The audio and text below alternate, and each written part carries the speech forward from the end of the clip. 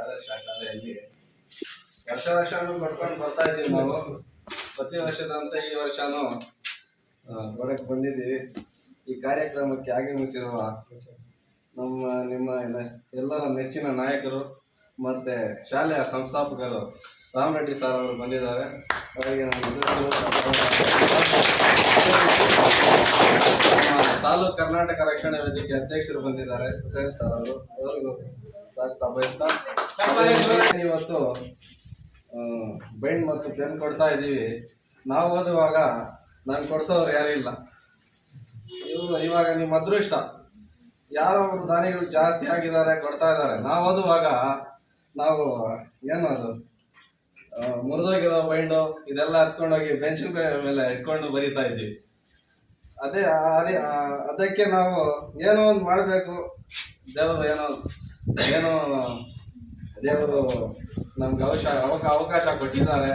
ಅದರಲ್ಲಿ ನಾವು ಕಷ್ಟ ಬಿಟ್ಟು ನಾವೇನು ಸೌಕರ್ಯಗಳಲ್ಲ, ಬಡವರ ಕುಟುಂಬದಿಂದ ಬಂದಿರೋದು.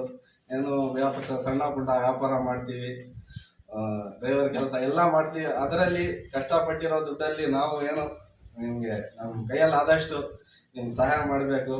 ಯಾಕಂದರೆ ಖಾಸಗಿ ಶಾಲೆಗಳಲ್ಲಿ ಅವರು ಒಳ್ಳೆಯ ದುಡ್ಡವರು ಇರ್ತಾರೆ, ಅವ್ರದ್ದು ಯಾರು ಕಳಿಸೋದಿಲ್ಲ. ಸರ್ಕಾರಿ ಶಾಲೆಗಳಲ್ಲಿ ನಮ್ಮಂತ ಅವ್ರು ಇರ್ತಾರೆ ಅಂತ ನಾವು ನಿಮಗೆ ಕೈ ಜೋಡಿಸೋಣ ಅಂತ ಬಂದಿದ್ದೀವಿ. ಇದು ಏನು ಈ ಕಾಲದಲ್ಲಿ ಒಂದು 50-60 ರೂಪಾಯಿ ಕೊಟ್ಟರೆ ಈ ಬೈಂಡ್ ಬರುತ್ತೆ, ನೀವು ತಗೊಳ್ಬೋದು.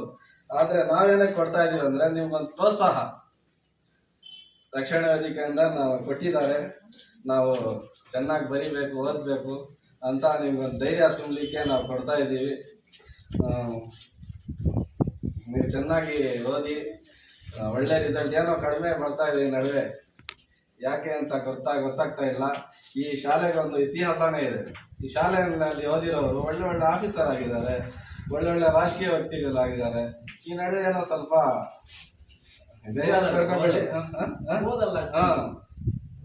ಈ ವರ್ಷ ಆದ್ರೂ ನಮ್ಮ ತಾಲೂಕಲ್ಲಿ ಹೈಯೆಸ್ಟ್. ಯಾಕಂದ್ರೆ ಗುಂಕಲ್ ಪಂಚಾಯತಿಗೆ ಒಂದು ಜವಾಬ್ದಾರಿಯನ್ನ ಕೊಟ್ಟಿದ್ದಾರೆ ನಮ್ಮ ಅಧ್ಯಕ್ಷರು. ಕರ್ನಾಟಕ ರಕ್ಷಣಾ ವೇದಿಕೆ ಅಧ್ಯಕ್ಷರನ್ನ ಮಾಡಿ ಜವಾಬ್ದಾರಿ ಕೊಟ್ಟಿದ್ದಾರೆ.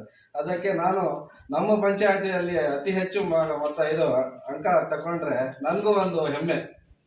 ಅದಕ್ಕೆ ನಾನು ನಿಮ್ಗೆ ಏನ್ ಹೇಳ್ತಾರೆ, ಚೆನ್ನಾಗಿ ಓದಿ, ಆಟ ಆಡುವಾಗ ಆಟ, ಓದುವಾಗ ಓದೋ ಕೆಲಸ ಮಾಡಿ ಚೆನ್ನಾಗಿ ಓದಿ ಒಳ್ಳೆ ಹೆಸರು ತಗೊಂಡು ಬರಬೇಕು.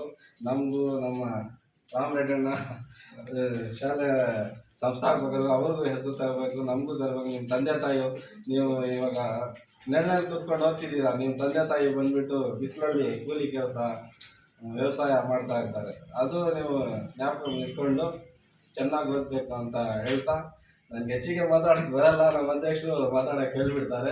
ಏನೋ ಮಾತಾಡ್ತಾ ಏನಾದರೂ ತಪ್ಪಿದ್ರೆ ನನ್ನ ಮಾತಲ್ಲಿ ಕ್ಷಮಿಸಿ.